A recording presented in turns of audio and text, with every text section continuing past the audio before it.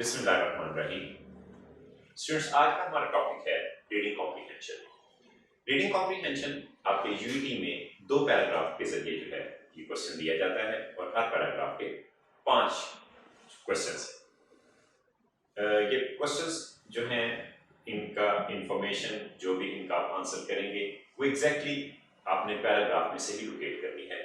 ये पैराग्राफ ना तो बहुत आसान होते हैं और ना ही बहुत मुश्किल होते हैं, लेकिन अगर आप इनको फॉर ग्रांटेड लेते हैं, इनकी तरफ तवज्जो नहीं करते तो यकीनन नुकसान का बाइस बनते हैं। रीडिंग कॉम्प्रीहेंशन के असूल जो है वो आपके जहन में होने चाहिए, आसान है, मुश्किल नहीं।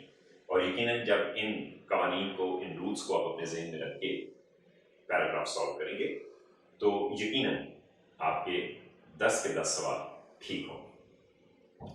हमेशा से हर तालिब इल्म के जहन में ये क्वेश्चन है कि how to improve reading comprehension, और इसका आसान जो जवाब है वो तो यही है कि जितना ज़्यादा आप पढ़ेंगे उतनी ज़्यादा आपकी रीडिंग कॉम्प्रीहेंशन बेहतर होती चली जाएगी।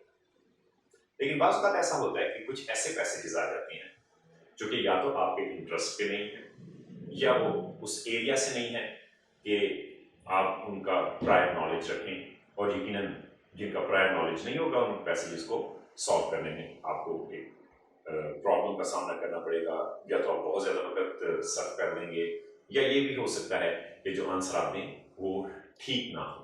लिहाजा इन पॉइंट्स को जहन में रखना हमारे लिए बहुत ज़्यादा इम्पॉर्टेंट है।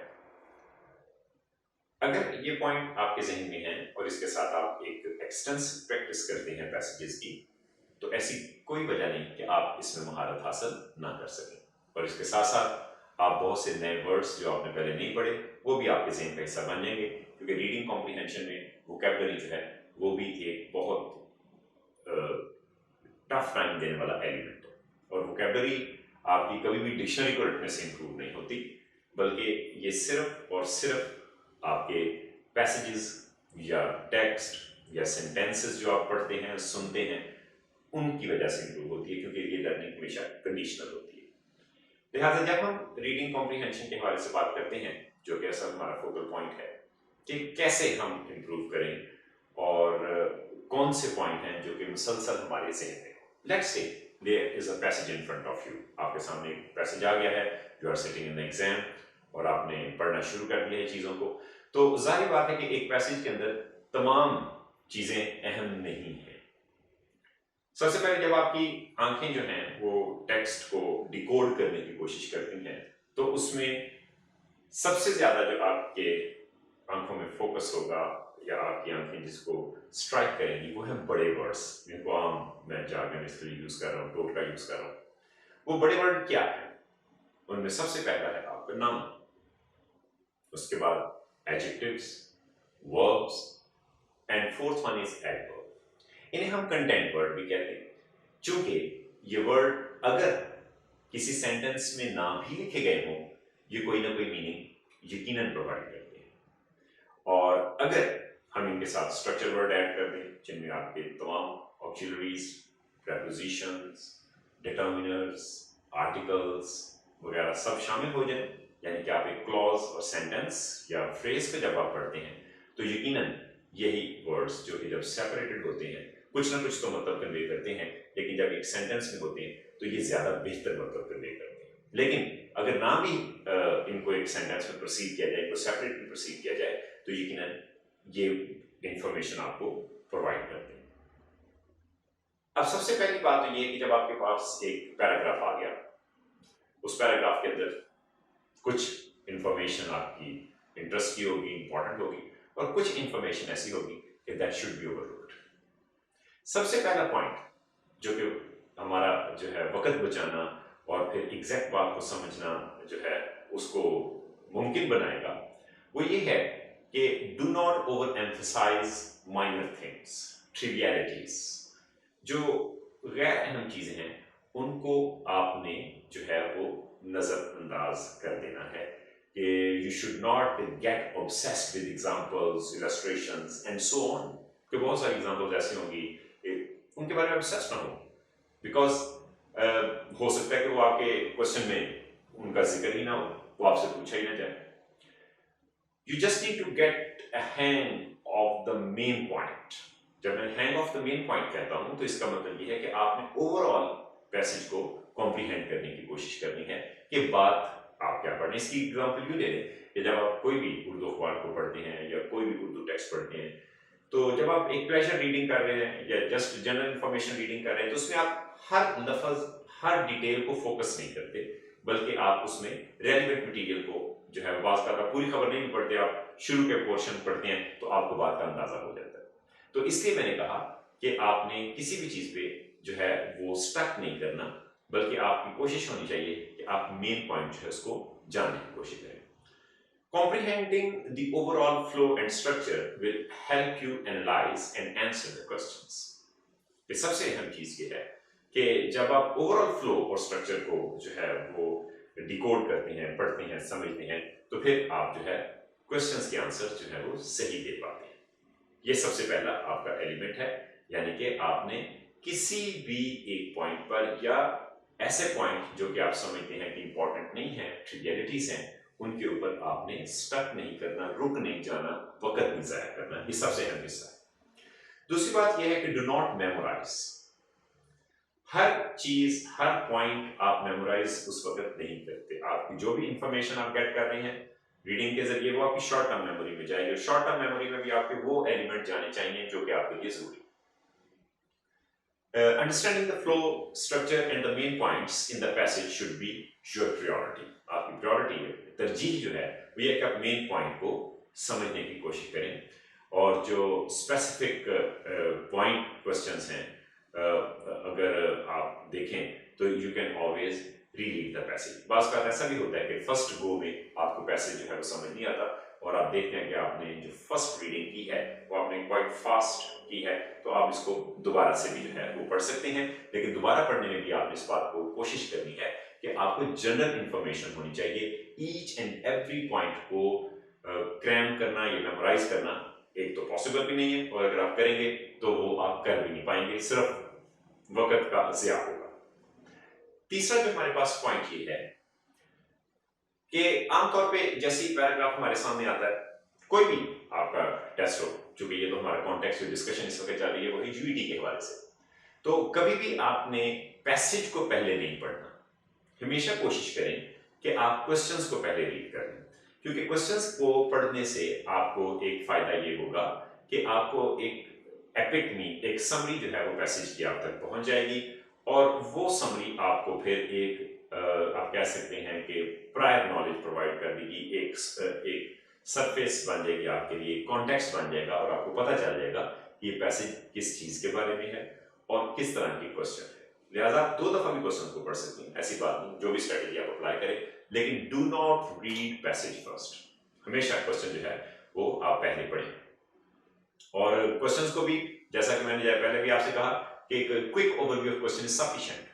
ऐसा नहीं है कि आप जो है वो बस आप हर क्वेश्चन ही आपके ज़हन में हो तो फिर उसके बाद आप पैराग्राफ की तरफ जाएंगे। बस ठीक है, आपने क्वेश्चन पढ़ लिया, आपको अंदाजा हो गया, आपके अनकॉन्शियस माइंड में एक चीज बन गई कि जो है वो आपको इस तरह की इंफॉर्मेशन के ऊपर फोकस करें जब आप पैसेज रीडिंग करें।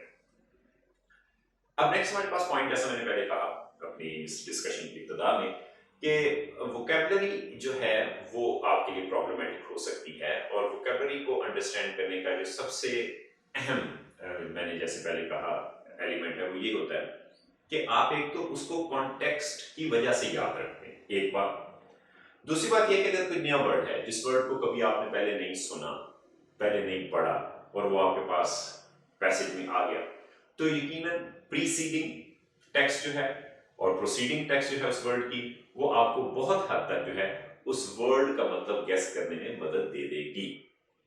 बहुत से मेटाफोरिकल वर्ड्स इस्तेमाल हो जाते हैं, समटाइम्स लिटरेरी लैंग्वेज जो है, शेक्सपियरियन वोकैबुलरी जो है वो भी आपके पास आ जाती है। तो उसमें आपने स्केयर्ड नहीं होना, क्योंकि आपका कंपटीशन पैराग्राफ रीडिंग में ये कतई तौर पर नहीं है कि आपने सिर्फ हर वोकैब का, हर वर्ड का सही आंसर जो है वो प्रोवाइड करना है, बल्कि आपका असल में फोकस ये है कि आपने ओवरऑल जो थीम है पैसेज का उसको अंडरस्टैंड करने की कोशिश करनी है। So do not put yourself under stress in this area while reading the passage. Make sure that you understand the gist of the passage and do not get stuck on particular words. आगे बढ़े।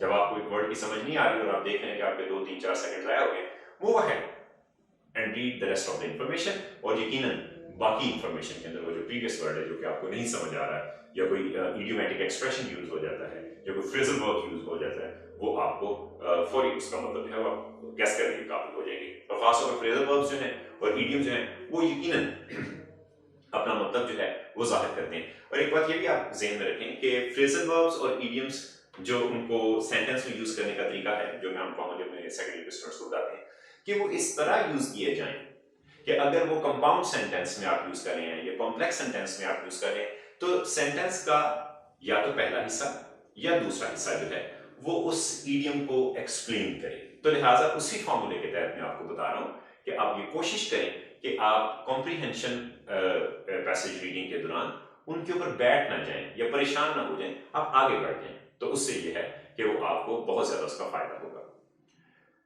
अब जैसा कि हमें time management most important element है, तो बहुत ज्यादा आप टाइम जो है रीडिंग कॉम्प्रिहेंशन पे जाया नहीं कर सकते।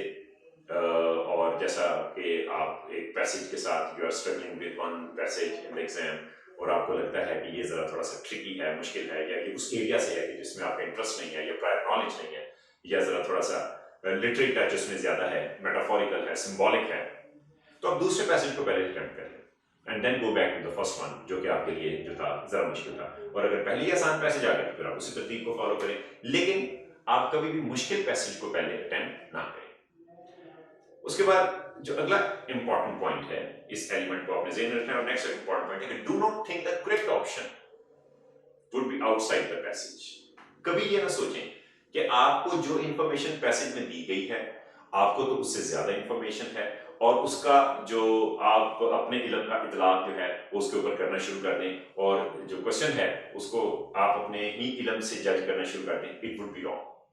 आपने जितनी इंफॉर्मेशन, बेशक आपके पास जो उसकी इंफॉर्मेशन है उससे कम इंफॉर्मेशन पैसेज में दी गई है, इट्स ओके। आपने जस्ट फोकस करना है कि पैसेज में क्या इंफॉर्मेशन दी है और लिहाजा वही इंफॉर्मेशन जो है वो आपको राइट आंसर की तरफ ले जाएगी। अपनी इंफॉर्मेशन या इधर उधर की इंफॉर्मेशन जो कि आप उसका ज़हन, जाहिर बात है कि जब आप रीडिंग कर रहे होते हैं तो माइंड को एक जगह पे फोकस रखना, एक कॉन्टेक्स्ट पे फोकस करना एक यकीनन मुश्किल काम है। तो लिहाजा आपने कोशिश करनी है कि आप अपनी इंफॉर्मेशन अपनी तरफ से ऐड ना करें। उस वक्त आपने अपने आप को स्कॉलरली पर्सन साबित करने की कोशिश नहीं करनी। नेक्स्ट हमारे पास अगला जो एक एलिमेंट है जो कि हमें पैसेज में तंग कर सकता है वो है हमारे ट्रिगर वर्ड्स। ट्रिगर वर्ड्स आमतौर पे आपके कंजंक्टिव एडवर्ब्स भी हो सकते हैं, जैसे हाउएवर, नेवरदीलेस, नॉनदीलेस।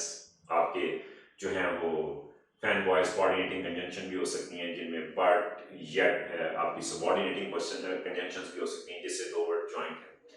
तो लिहाजा जब आपके सामने कॉम्प्लेक्स सेंटेंस आ गया या कंपाउंड सेंटेंस आ गया तो आपने मुकम्मल तौर पे ट्रिगर वर्ड्स पे रिलाई नहीं करना, क्योंकि बात आपके पास जो क्वेश्चन पूछा जाता है वो second portion of the sentence में। फॉर एग्जांपल आपके सामने है कि mister Zia is very honest, is a very honest and virtuous person, but sometimes he cheats others.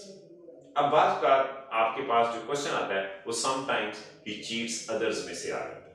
पहले वाला जो उसकी नीतियां हैं उनके बारे में कोई बात की ही नहीं जाती। एक आपको मैंने जस्ट एक एनालॉजी बताई है पैसेजेस में, इस तरह के आपको जब क्वेश्चन नजर आ जाए, जब भी ट्रिगर वर्ड नजर आ जाए तो आपने बहुत केयरफुल रहना है कि ट्रिगर वर्ड की कौन सी इंफॉर्मेशन जो है वो क्वेश्चन के अंदर पूछी गई है। और ये कॉमन है कि you sometimes get trapped in the web of trigger words, and if you do not read attentively through the passage, definitely you have to face the failure. A passage may focus on one point for quite a bit of the sentences and then change it towards the end with the trigger words like but and however. जो कुछ पहले कहा गया अचानक but और however जैसे जो words हैं जो कि कॉन्ट्रडिक्शन को शो करते हैं वो सारा मामला ही जो है वो चेंज हो गया। So this will usually confuse the readers who skim through the passage or rush through it in haste.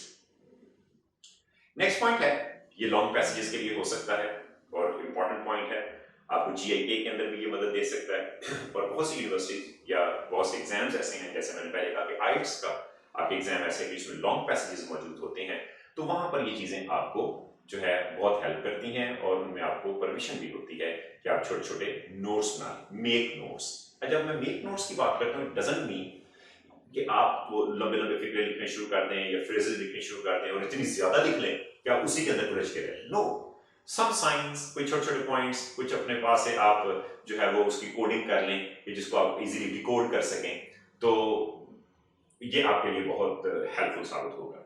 So always keep in your mind while reading obscure or abstract text, make sure you make some quick notes for ready reference. You can write the general flow, structure, paragraph wise flow are important points. Remember that you do not have made really long notes. It's just a quick note of the important markers or points in the passage. अगला point ये है कि try to preempt questions. अच्छा, pre-empt question करने की जब हम बात करते हैं तो इसका मतलब ये है कि आपने पहले से ही जो है वो थोड़ा सा अंदाजा लगाना शुरू कर दिया कि ये जो मैं पैसेज पढ़ रहा हूँ इसका जो है वो कुछ इस तरह का भी क्वेश्चन पूछा जा सकता है, और आप आइडेंटिफाई करना शुरू कर देते हैं कि कौन से पॉसिबल क्वेश्चन जो हैं वो आपसे पूछे जा सकते हैं और किस पैसेज के हिस्से में से जो है वो आप तवक्को करते हैं कि ज्यादा आपसे सवाल पूछे जा सकते हैं। Definitely this is really a difficult skill, but if you can master this, you will surely be the king of reading comprehensions, king and queens of reading comprehension, princes and princesses of reading comprehension. सिर्फ ये कि आप उसको preempt करना शुरू कर दें। Next वाला जो पॉइंट है वो ये है कि जब भी पैराग्राफ आपके सामने आएगा तो उसका जो टॉपिक स्टेटमेंट है या फर्स्ट स्टेटमेंट है वो, और उसका जो क्लोजिंग पैराग्राफ है, अगर वो बहुत बड़ा पैराग्राफ है उसमें कुछ छोटे छोटे और पैराग्राफ्स भी हैं, और उसका जो क्लोजिंग पैराग्राफ्स हैं दे रिक्वायर एक्स्ट्रा फोकस। और आमतौर पे सवाल जो हैं जिनका ताल्लुक मेन आइडिया से है are based on the overall subject of the passage, and the majority of the times the answer for this question type lies in the first and the last paragraph of the passage. इस तरह के जितने भी सवाल हैं उनमें आमतौर पे ऑथर जो हैं अगर तो वो जनरल बात करना शुरू करते हैं पैसेज की, तो वो शुरू का जो पोर्शन पैसेज का होगा, ये हो सकता है आपकी पहला स्टेटमेंट जो है उसके हवाले से जो है वो क्वेश्चन आपसे पूछा जाए, ए बी सी डी जो भी उनमें एक ऑप्शन आप सिलेक्ट करेंगे, और आपने कोशिश करनी है कि you drive the maximum possible information from these paragraphs. और कंक्लूजन की जब हम बात करेंगे तो ये बात आपने याद रखनी है कि कंक्लूजन में ऑथर का एक पॉइंट ऑफ व्यू है जिसके तहत उसने एक पैराग्राफ लिखा, उसने कंक्लूड किया। यकीनन जब आप पढ़ेंगे तो उस इंफॉर्मेशन से आप नेसेसरली एग्री नहीं हो सकते, अगर आप नहीं हैं तो कोई बात नहीं, लेकिन उस वक्त आप एग्जाम में बैठे हैं और आपने ये देखना है कि एक मुसन्नफ का एक उसने पूरी एक स्टोरी सुनाई है और उसके बाद उसने एक कंक्लूजन डिराइव किया है। You will have to accept that conclusion because question जो है वो उस conclusion के मुताबिक होगा जो ऑथर ने बयान किया है, उसके मुताबिक नहीं कि जो इंफॉर्मेशन आपने पढ़ी और उस इंफॉर्मेशन के तहत जो है वो आप चीजों को जो है वो सोचना शुरू कर देते हैं। नेक्स्ट हमारा पॉइंट है कि आपने मुसलसल क्विजिकल constantly question yourself while reading the passage, और इस तरह के अमल के जरिए आप एक तो अपनी कंसंट्रेशन जो है उसको मेंटेन रखते हैं, और इसके साथ साथ आप जो कुछ इंपॉर्टेंट इंफॉर्मेशन है अनकॉन्शियसली वो आपके ज़हन का हिस्सा बनती चली जाती है। और क्वेश्चन किस तरह के आपके ज़हन में आने चाहिए जो कि आपके ज़हन का हिस्सा होने चाहिए। What is the author's main point, क्या मेन पॉइंट, अभी क्या मसला हुआ कि उसने ये पैसेज लिखा, क्या जो उसने शुरू में टॉपिक स्टेटमेंट लिखी वो उसको कॉन्ट्राडिक्ट कर रहा है या सपोर्ट कर रहा है, ये आपके ज़हन में होना चाहिए। ये आपके ज़हन में होना चाहिए कि why is the author writing this, मकसद उसका क्या है, या ये हो सकता है कि how has the author chosen to convey his point, या ये क्वेश्चन हो सकता है कि how has the author organized his material. तो ये क्वेश्चन जब आपके ज़हन में मुसलसल होंगे तो आप यकीनन पैसेज से अपना फोकस जो है उसको डेविएट नहीं करेंगे। अब जैसे मैंने शुरू में आपसे कहा कि हमारे पास जो है टाइटल जो है वो पैसेज का वो बहुत इंपॉर्टेंट होता है, और दर हकीकत वो जो टाइटल है वो एक पूरी समरी होता है। तो आपसे पैसेज के सूटेबल टाइटल के बारे में क्वेश्चन जरूर पूछा जाता है कि what can be the suitable title of the passage. और जाहिर बात है कि अब इस सवाल का जब आप जवाब देंगे तो you need to identify one central point. around which the whole passage is built. One central point जो है वो आपके ज़हन में होना चाहिए। तो जब हम इस की बात करते हैं सेंट्रल पॉइंट है, तो हमेशा आप ये बात याद रखें कि कभी भी पैसेजेस ऐसे नहीं लिखे जाते कि वो एक रैंडम किस्म की इंफॉर्मेशन आपको दी जाएगी। No, they are based upon something. Passages are built by accumulating a number of ideas, and all these ideas are actually built around a central theme, the theme of the passage that the author wishes you to understand or author wishes to convey. At times, this central idea might be directly quoted in the passage, and on the other occasion, only a passing reference might be made to it. In either case, it is imperative that you follow the flow of the passage to identify the answer. मैंने पहले भी इसका जिक्र किया कि flow of the passage जो है वो होना चाहिए। Sometimes जो आपके टाइटल हैं वो वेग है, मुबहम, लेकिन sometimes वो बड़े वाज़ेह हैं। अगर वो सिंबॉलिक टाइटल है, ये मेटाफोरिकल टाइटल है, आपको प्रीवियस इंफॉर्मेशन है, तो यकीनन आप उसको सही तरह से डिकोड कर रहे हैं। लेकिन अगर वो आपके एरिया ऑफ इंटरेस्ट का जो है वो पैसेज आपके पास नहीं है और उसमें उसने मुसन्नफ ने कोई ऐसी बात कही है जो कि डायरेक्ट नहीं है, इनडायरेक्ट है, तो यकीनन उसमें आपको पैसेज पर फोकस करना पड़ेगा। और कहीं ना कहीं पैसेज में जरूर ऐसा पॉइंट होता है जो कि आपको डिकोड करने में मदद करता है। तो लिहाजा जब हम टाइटल की बात करें तो टाइटल आपके डायरेक्ट भी हैं और इनडायरेक्ट भी हैं, इम्प्लिसिट भी हैं और एक्सप्लिसिट भी हैं। तो सबसे पहले तो हम इसको डिस्कस कर लें कि व्हाट आर टाइटल्स एग्जैक्टली, कि टाइटल एग्जैक्टली हैं क्या। तो इसको आप कुछ यूं समझ लें कि titles refer to the most appropriate headings given to the passage, like the headings given to the newspaper, magazines, journals, articles, and these titles have some qualities. इनकी कुछ qualities होती हैं। सबसे जो पहली इनकी quality है कि they are brief and precise. Commonly they are in the form of a phrase. एक phrase की शक्ल में ये title होता है और वो phrase जो है वो दर हकीकत अगर आप उसको deeply observe करें तो वो summary ही होती है पूरे आपके passage की। They contain the subject of the passage, refer to the central idea, theme of the passage directly or indirectly. आपने देखा होगा कि most books, academic journals, articles have more direct titles than the newspaper articles.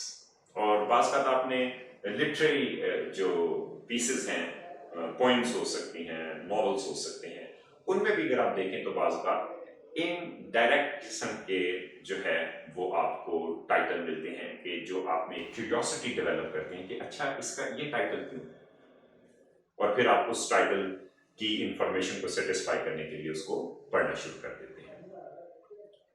तो जब हम बात करते हैं कि टाइटल दो तरह के हैं कि जी आपके पास एक्सप्लिसिट भी हैं, इम्प्लिसिट भी हैं, तो जो एक्सप्लिसिट टाइटल है वो क्या करते हैं कि they state the subject directly and you are able to identify such titles easily, आपको इजीली समझ आ जाएंगे। लेकिन जो इम्प्लिसिट किस्म के टाइटल हैं वो कभी भी डायरेक्टली बात को बयान नहीं करते and you will have to be careful and somewhere you will have to locate the information कि वो किस लिए पूछे गए हैं।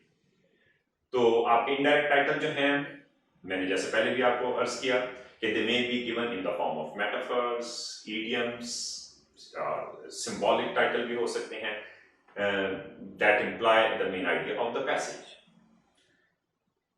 अब next हमारे पास जो टाइटल के हवाले से है कि titles can be asked in what way, किस तरह के क्वेश्चन जो है वो टाइटल के बारे में हो सकते हैं, किस तरह का सवाल आपसे टाइटल के बारे में पूछा जा सकता है। तो आमतौर पे जो कॉमन स्टेटमेंट आपको नजर आएगी या आप अपनी एक्सरसाइज में भी देखेंगे कि क्वेश्चन आपसे पूछा गया what is the most apt या suitable title for the passage, या आपसे पूछा जाएगा 3-4 आपको ऑप्शंस दिए गए होंगे कि select the most suitable title for the passage from the following.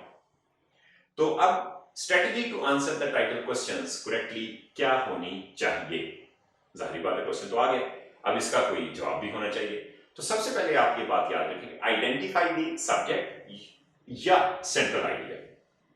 जब हम बात करते हैं कि आइडेंटिफाई हमने सब्जेक्ट को कैसे करना है, तो identification of the subject of the passage depends upon your quick reading or to understand the first statement, और फिर जब आप उस स्टेटमेंट को पढ़ते चले जाते हैं तो यकीनन आपको अंदाजा हो जाता है कि मुसन्नफ जो है वो उस टाइटल को क्यों जो है मुसन्नफ ने इस टाइटल को क्यों दिया। मिसाल के तौर पे आपके पास एक छोटा सा एलिमेंट है कि कोविड-19 एंड इकोनॉमिक क्राइसिस। अब जब हमने कहा कोविड-19 एंड इकोनॉमिक क्राइसिस, तो इसका मतलब यह है कि अब हमारा ताल्लुक कोविड-19 से तो है लेकिन सिर्फ इकोनॉमिक क्राइसिस से। तो इसका मतलब मुसन्नफ जो है वो सारी बात करेगी कि इसके आफ्टर शॉक्स क्या हो सकते हैं, इसके इम्पैक्ट क्या हो सकते हैं, अगर ये वायरस खत्म हो जाता है तो इसके बाद इकोनॉमी जो है वो कैसे स्टेबल होगी। पहली तो बात है क्या कैटास्ट्रॉफिक सिचुएशन डेवलप हुई है, तो आपने ये जहन में रख लेना है। जाहिर बात है कि आपके जहन में तो है कि कोविड-19 को ऐसे डेथ्स भी हुई हैं, हो रही हैं, और लोग सेहतयाब भी हुए हैं। ये ट्रैवल किस वजह से हुआ, मुख्तलिफ मुल्कों में किन मिस्टेक्स की वजह से शुरू हुआ, मैसेज का रवैया इसके बारे में क्या था, गवर्नमेंट ने क्या प्रिकॉशंस ली, गवर्नमेंट की प्रायोरिटीज क्या थी। आपके जहन में बहुत से क्वेश्चन होंगे, लेकिन जब आप शुरू में इसको देख लेते हैं कि उसने कहा कोविड-19 एंड इकोनॉमिक क्राइसिस, तो इसका मतलब ये है कि you focus only on economic crisis, not on the rest of the factors. उसके बाद ये है कि जब भी आप, जैसा मैंने अभी अर्ज किया कि आपका फोकस है कि किसी एक पॉइंट पर किसी एक एक्शन का क्या रिएक्शन है, और उस रिएक्शन पे है, बहुत से रिएक्शंस हो सकते हैं, लेकिन इस वक्त जब उसने लिखा तो उसका एक ही रिएक्शन है। तो don't be misled by minor details. Minor details में क्या है, इतने लोग मर गए, माइनर डिटेल में इतने लोग सेहतयाब हो गए, किसकी मिस्टेक थी, कैसे होना चाहिए था, कैसे इसको टैकल करना चाहिए था, लॉकडाउन स्ट्रिक्ट होना चाहिए था, मॉडरेट होना चाहिए था, स्मार्ट लॉकडाउन होना चाहिए था, और स्मार्ट लॉकडाउन की डेफिनेशन क्या है। सो इस तरह के मुख्य किस्म के आइडियाज आपके जहन में आएंगे, वो यकीनन आएंगे, बिकॉज आपने इधर उधर से बहुत सी इंफॉर्मेशन एक्वायर की। But when you are sitting in the exam, उस वक्त आपका ताल्लुक बाकी इंफॉर्मेशन से नहीं है। तो इसलिए मैं ये कहता हूं कि don't be misled by the minor detail, focus on the key ideas, pay attention to the central ideas only. Details are irrelevant here. Some are relevant, some are irrelevant. Do not obsess over single points or ideas. एक point पे बैठ ही ना जाएं. That will certainly consume a lot of time. आपको total जो paper की management है उसको खराब कर दे, और कॉम्प्रीहेंशन तो बहुत ज्यादा खराब करने में अपना किरदार अदा करती है अगर आप पॉइंट्स को जहन में नहीं रखते या अगर आप प्रैक्टिस नहीं करते। तो लिहाजा do not obsess over single details. They may be stated directly, but do not convey the main idea or the theme of the passage. Directly बयान की जाती है, अपेरेंटली आपको लगता है कि शायद यही बात है, लेकिन जैसे मैंने पहले आपसे कहा कि ट्रिगर वर्ड आती हैं तो जो प्रीवियस डिटेल है उसको ओवरलुक कर दिया जाता है, और जो नई डिटेल है उसके ऊपर फोकस किया जाता है। Always keep the whole picture in your mind, as single points cannot form the answer. हमेशा आपने ओवरऑल पैसेज का कॉन्सेप्ट जहन में रखना है। और एक बात और जो कि आपको जहन में होना चाहिए कि title is not a conclusion. हमारा जो नेक्स्ट कॉन्सेप्ट है वो ये है कि टाइटल कभी भी कंक्लूजन नहीं है।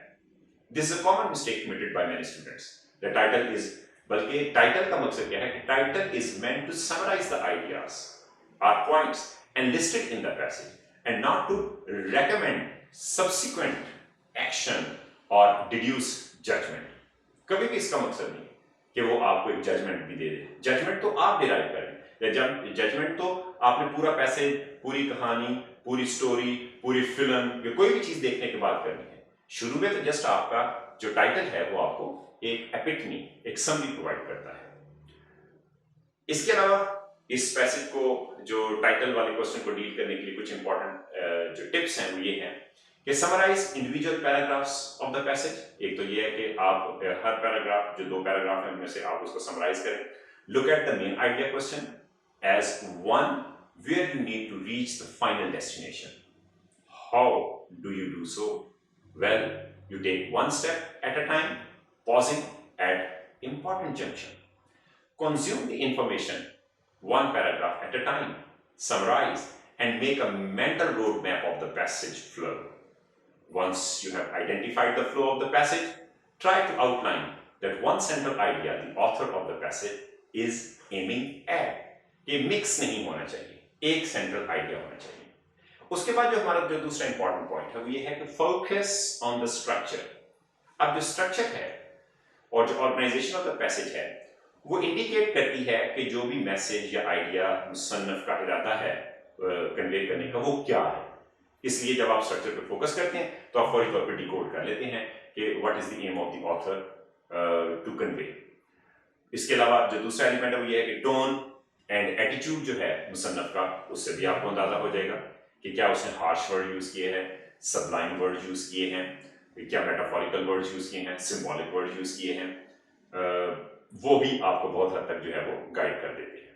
तो फिर मैं अक्सर स्टूडेंट से ये कहता हूँ कि आपने हमेशा जिस तरह बात सुनते हुए आप एक टोन से अंदाजा लगा देते हैं कि इस वक्त वो टीचर है या उनका कोई बड़ा भाई है या वो क्या कह सकता है, वो टोन से अंदाजा होता है। इसी तरह आप रिटर्न जो पैसेज है उसकी टोन से भी अंदाजा लगा सकते हैं। और वो टोन में जो सबसे इंपॉर्टेंट चीज है, मैंने जैसे पहले कहा कि समटाइम्स बहुत ज्यादा इंपैरेटिव स्टेटमेंट्स जो है, इन्वर्टेड कॉमास में लिखे हुए स्टेटमेंट यूज किए जाते हैं, जो बात का स्ट्रिक्ट वर्ड यूज किए जाते हैं, बात का बहुत हार्श वर्ड यूज किए जाते हैं। तो आप उससे अंदाजा कर लेते हैं कि अब ऑथर जो है वो कोई सबलाइन बात नहीं करने वाला, कोई सोशल ईवल भी हो सकती है जिसके बारे में बात कर सकता है, या कोई वो अपनी किसी पेंट ऑफ फीलिंग का कैथारसिस भी कर सकता है। नेक्स्ट आपका जो पॉइंट होना चाहिए जब आप पैसेज रीड करें, तो assume the role of author. Think yourself to be an author of that passage. But you are required to think from author's point of view, the core ideas he intends to convey to the reader, and the feeling or experience he is going through. आपके ज़हन में फौरी तौर पे आना चाहिए कि अच्छा अगर आप ऑथर हो और इस तरह की सिचुएशन हो तो what kind of information you may convey. It basically means that if you were the author, what the title would you choose for your passage? इसका अहम मकसद ये होता है कि आपने जब पैसेज को पढ़ा कि you are an author और आपने ये सारी इंफॉर्मेशन दे दी, और ये सारी इंफॉर्मेशन देने के बाद आप क्या फील करते हैं कि आप उसका क्या जो है वो नाम रख सकते हैं, या आप उसका क्या टाइटल जो है वो दे सकते हैं। नेक्स्ट पॉइंट थोड़ा सा क्रूशियल और मुश्किल पॉइंट है कि स्ट्रेंथन योर वोकैबुलरी बेस। जी, तो नेक्स्ट हमारा इंपॉर्टेंट पॉइंट है कि कैसे हम अपनी वोकैबुलरी को इम्प्रूव करें। कॉमनली हमें वही वर्ड याद रहेंगे जो हमने किसी ना किसी कॉन्टेक्स्ट में पढ़े होंगे, किसी कहानी में पढ़े होंगे, किसी से सुने होंगे, किसी डिबेट में, किसी डिस्कशन में, या जिसके साथ हमारे कोई इमोशनल कोई इन कॉन्टेक्ट है हम, तो वो वर्ड हमें याद रहेंगे।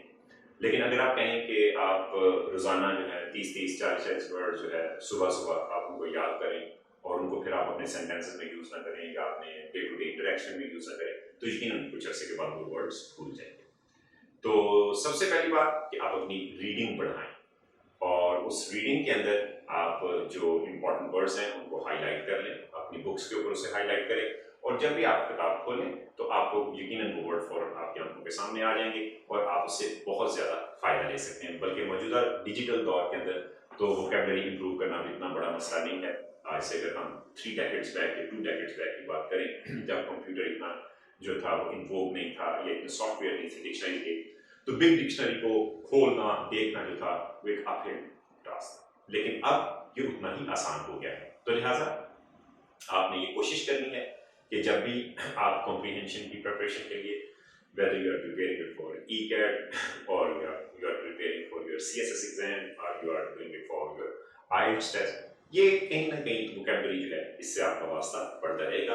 और जितने अच्छे वर्ड आपके पास होंगे, जितने ज्यादा वर्ड होंगे, उतने ज्यादा आप अच्छे आइडियाज जो हैं वो लोगों तक कन्वे कर सकेंगे और अच्छे तरीके से कर सकेंगे कन्वे। और अगर आप कॉम्प्रिहेंशन पढ़ रहे हैं तो यकीनन आपको, जैसे मैंने पहले कहा कि नाउन का अगर आपको मतलब नहीं आता, एडजेक्टिव का अगर आपको मतलब नहीं आता, किसी फ्रेज का मतलब नहीं आता, क्लॉज का अगर आपको मतलब नहीं आता, इडियम का मतलब नहीं आता, तो यकीनन अगर आप पढ़ रहे हैं तो उस वक्त आप कंफ्यूज होंगे।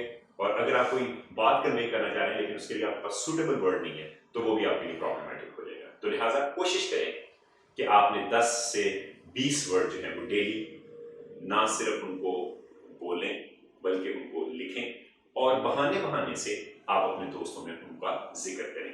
उसके लिए आप मोबाइल ऐप्स, फ्लैश कार्ड्स और वर्ड पावर जैसे सॉफ्टवेयर जो हैं वो आप यूज करें, तो यकीनन आपका जो वोकैबुलरी वाला मसला हल हो जाएगा। और अगर वोकैबुलरी वाला मसला आप जल्दी हल कर लेते हैं तो फिर किसी पैसे से आपको डरने की जरूरत नहीं है।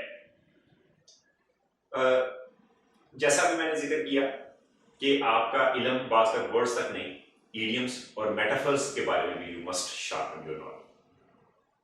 ये ऑप्शन जो है may be given in the form of idioms metaphors. बाज़ बात आपको पैराग्राफ के अंदर उसने दिया एक ऑप्शन दिया होता है कि what can be the meaning of this word in the context. नीचे 4 ऑप्शन होते हैं और चारों के चारों ऑप्शन जो है उसका जो है वो मतलब तो ठीक होते हैं अगर हम उसको डिक्शनरी के पॉइंट ऑफ व्यू से देखें, लेकिन वो उस पैराग्राफ में उस लाइन में उसका मतलब क्या होता है, तो इसकी भी प्रैक्टिस जो है वो बहुत इंपॉर्टेंट होती है। नेक्स्ट पॉइंट जिसके ऊपर आपको थोड़ा और मुहतात, वैसे तो सब पॉइंट्स पे मुहतात रहना चाहिए कि be mindful of the scope trap. अब स्कोप ट्रैप क्या है?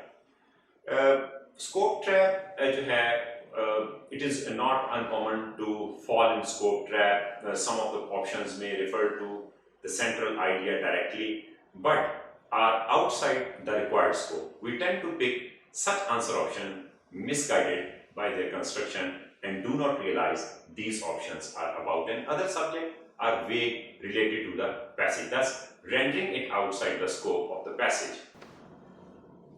नेक्स्ट पॉइंट स्टूडेंट हमारा ये है कि कुछ ऐसे पैराग्राफ के अंदर ग्लिचेस होते हैं, कुछ ऐसे धोखाधड़ी वाली चीज़ें होती हैं कि जो आपको गलत आंसर की तरफ ले जाती हैं, और उसमें जो सबसे इंपॉर्टेंट चीज़ है वो है scope trap. Be mindful of the scope trap. और ये कॉमन है कि हम में से हर कोई पैसेज रीडिंग या कोई भी चीज़ पढ़ते हुए हम स्कोप ट्रैप का शिकार हो जाते हैं कि हमारा फोकस उस चीज़ पे चला जाता है जो कि आंसर नहीं है और उस चीज़ पर नहीं जाता जो कि आंसर होना चाहिए। कि जैसे आप कह सकते हैं कि some of the options may refer to the central idea directly but are outside the required scope. And एक पैसेज में लिखा गया है कि अनएम्प्लॉयमेंट इन पाकिस्तान है, और इसका मतलब ये है कि we should focus only on employment in Pakistan, not unemployment all over the world, not the importance of employment or unemployment. We are only concerned with unemployment in Pakistan. तो लिहाजा आपने इस बात को देखना है कि अनएम्प्लॉयमेंट का जो एरिया है, जो कॉन्टेक्स्ट है, वो क्या है, तो लिहाजा उस एरिया पे आपका फोकस होना चाहिए। और be sure that you do not fall into this scope trap to perform well in the question time. Next है develop reading habit. English newspapers या इंटरेस्टिंग नॉवेल्स जो हैं वो बहुत हद तक जो है वो आपकी इस सिलसिले में मदद करती है, और ये आदत जो है वो आपको अल्टीमेटली एक आंखों को डिकोड करने की जो स्पीड है उसको बढ़ाती है, आपकी वोकैबुलरी को बढ़ाती है, और इसके साथ साथ आपका जो टेंस का स्ट्रक्चर है वो बेहतर होता चला जाता है, और आपसे बहुत सी जो मिस्टेक्स हैं जो कि आप कर सकते थे वो आप उनसे बचना शुरू हो जाते हैं एंड यू स्टार्ट एक्वायरिंग। तो लर्निंग तो हो ही रही है, लेकिन बात आपका जो रेड नॉलेज है वो एक एक्सटेंसिव रीडिंग से इंप्रूव हो सकता है। नेक्स्ट हमारे पास पॉइंट है कि हम कैसे जो है how do we reach at the final answer, कैसे हम फाइनल आंसर तक पहुंचे।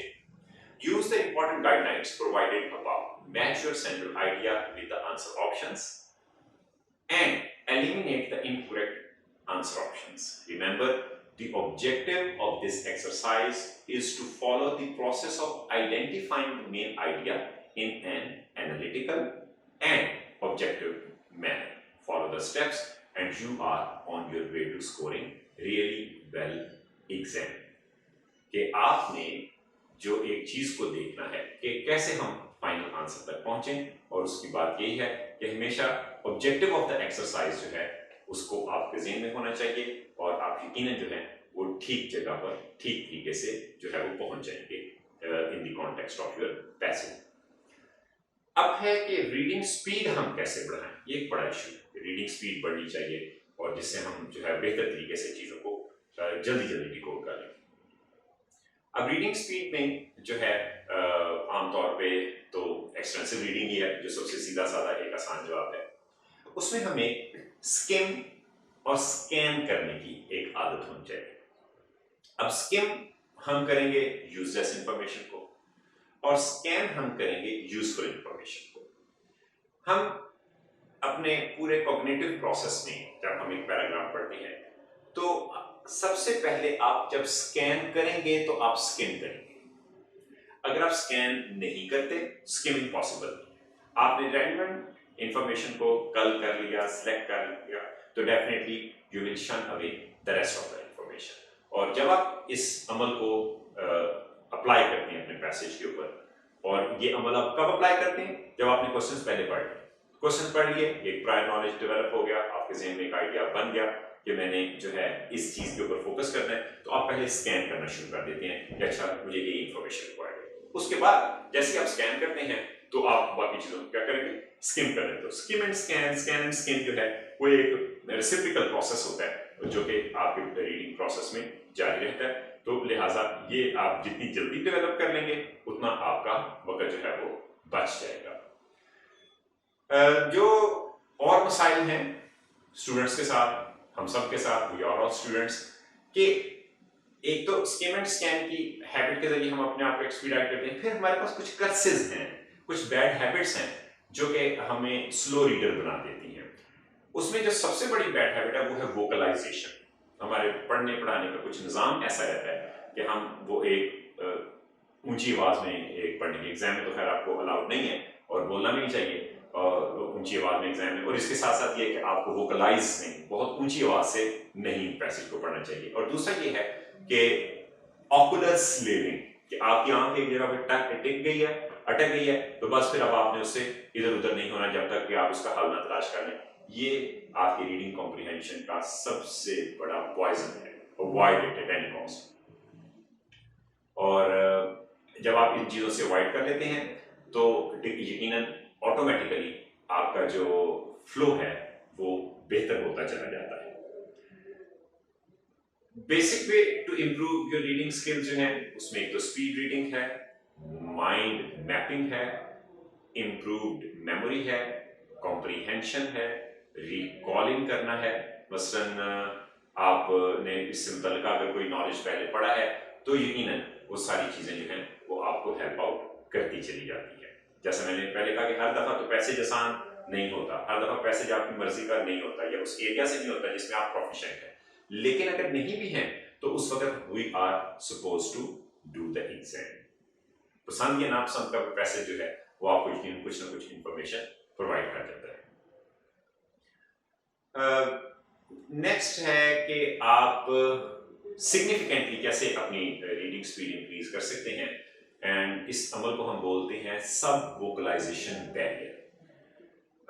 This barrier limits most readers to around 300 words per minute as the reader reads each word or each syllable with a single eye movement, and the average person reads only 250 words a minute. इसका मतलब ये कि 50 word का आप इजाफा कर लेते हैं, तो आप जो है उसको इम्प्रूव कर सकते हैं कि कैसे जो है एवरेज पर्सन जो है अगर वो 250 वर्ड एक मिनट में पढ़ता है तो आप जो है 300 वर्ड्स पढ़ना शुरू कर देते हैं, तो यकीनन इस प्रोसेस को जो है वो हम कह सकते हैं कि you have broken the barriers, जो कि आपकी रीडिंग के अंदर एक बहुत बड़ी रुकावट हो सकता था कि 250 के साथ आपने 300 अल्फाज जो है पढ़ लिए।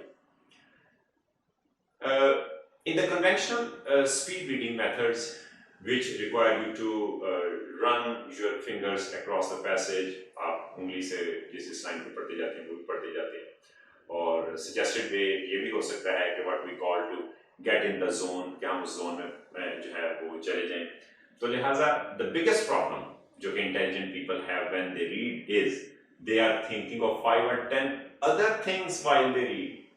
कि एक तो सबसे बड़ा मसला ये है कि आपने अपने आप को उस जोन में लेके जाना है कि जिस जोन को आप पढ़ रहे हैं, लेकिन पढ़ने के साथ साथ आपने इस बात का भी ख्याल रखना है कि आप इंटेलिजेंट बीइंग तो हैं, लेकिन उसके साथ साथ आपने अपने थॉट्स को भी कंट्रोल रखना है, फोकस रखना है सिर्फ उस थॉट पर जो कि मुसन्नफ आपको कन्वे कर रहा है, जो कि पैराग्राफ आपको जो है वो कन्वे कर रहा है। तो वो जब आप डेवलप कर लेते हैं तो यकीनन फिर आपका जो परफॉर्मेंस है वो बहुत बेहतर होती है। You should experience your eyes absorbing entire sections. ये भी आपने ज़हन में रखना है कि आपकी आंखें जो हैं वो तमाम सेक्शन को जो है वो एब्जॉर्ब कर रही हैं, आप उन सब चीज़ों को जनरली ऑब्जर्व कर रहे हैं। Words on the page seem to jump out, your focus should be sharp and unshakeable. कि लफ्ज़ बाय बाय जा रहे हैं तो आपका फोकस जो है वो शार्प होना चाहिए, अनशेकेबल होना चाहिए। Then your memory becomes impressed permanently with what you read. You're speeding through chapters with acute comprehension and indelible recall. This skill is permanent. and it can be applied to many important areas in your life besides reading. It all happens because of the focus, the relaxation, and confidence. Keep the above things in your mind while developing the habit of speed reading and improving your reading skill. Definitely, you can be proficient enough. I hope all these points will be the part of your mind and will help you a lot when you are coping with your passages. Thank you very much. In the next section, we shall practice comprehension exercise.